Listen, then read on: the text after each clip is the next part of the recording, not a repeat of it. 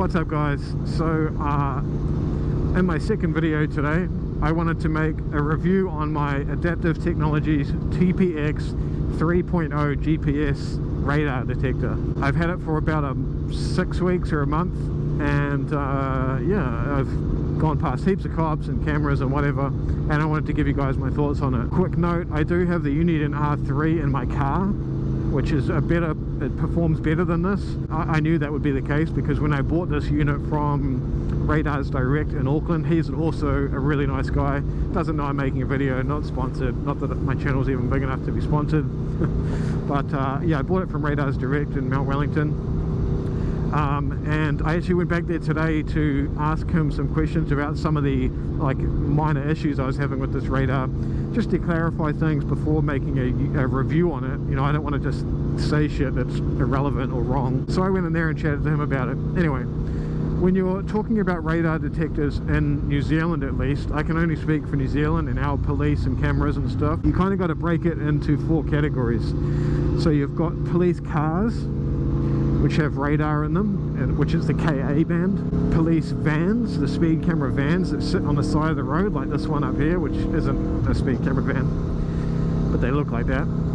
That uses K band. The pole cameras on the side of the road, I don't know what they use. I think they used to have sensors in the ground and then they changed them to some kind of radar system, and they are picked up by GPS coordinates on GPS units. Like my Uniden R3 has GPS and it works perfectly with that, well, pretty much perfectly. And then you have the laser guns with the cops on the side of the road with the little lasers, and they point them at you and get your speed reading. So 4 different things, and technically this radar can pick up all of them, but it only really picks up one of them well. So let's get into it. So firstly, KA band is the main reason I got it.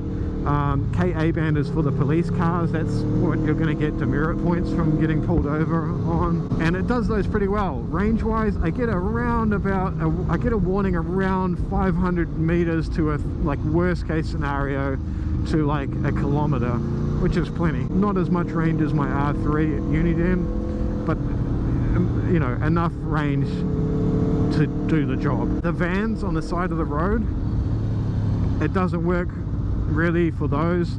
I mean, it probably could work, but gravel everywhere. But the issue is that I have it in highway no K mode, which is has K band disabled, and the reason, and which, you know, stops you being able to pick up vans anyway. The reason I have that disabled is because there's just you get so many false alerts that it's just going off all the time for K band, because it picks up radar, cruise control in cars, which most cars have these days, most new cars. Forget about it for that. The lasers, the problem is any radar detector really, the laser notification is more like a ticket notification, because by the time their laser gun hits the radar sensor, they know your speed and you're fucked. So not ideal for that. If you want to block that off, you've got to get radar laser jammers installed, but they're illegal here in New Zealand at least, so I'm not going to do that. And then the GPS was the issue I was really asking him about when I went in today, because it's terrible. It's just way off, and it picks up cameras that may have been installed on this corner 10 years ago, and it still picks them up. And the ones that are there still, the GPS is so far off that you'll go past the camera, get a ticket, and then get a notification on the radar detector like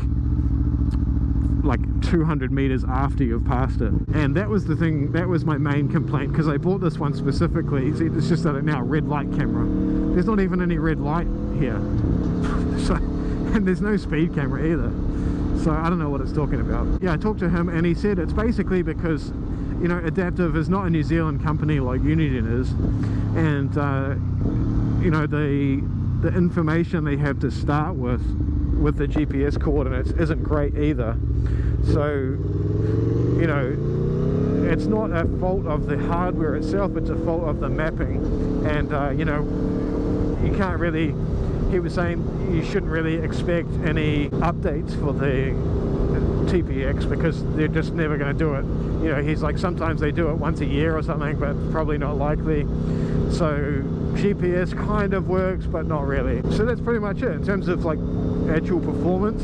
That's what you can expect. Like I said, if you want to use it just for like picking up cop cars coming at you, it works great, and it is weatherproof, and it also comes with this LED flasher, so when it's going off, because you can't hear it, so it has that little LED signal that warns you when there's a notification, which is the main thing really, because if I put my R3 on here, one, if it gets wet it's going to die, and two, I can't hear it or see the notifications anyway, so it's pointless. So yeah, next, just touch on quickly a couple of other things. Build quality, it's fine. I've heard nothing but reliability I've heard nothing but only that the reliability is good on these. I've only had it for a short time, so I can't comment, but that's what I've heard from people that do own them. Yeah, the only thing is it's pretty ugly and big, but whatever. And the other thing was, it's pretty expensive. You know, it's like just over $1,000, I think, maybe like $1,200 for this and the mount. So you're going to have to be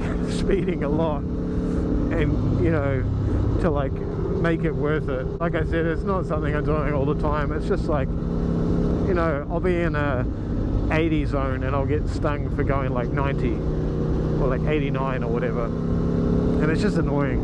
And the demerit points, you know, you can't get many of those before you lose your license.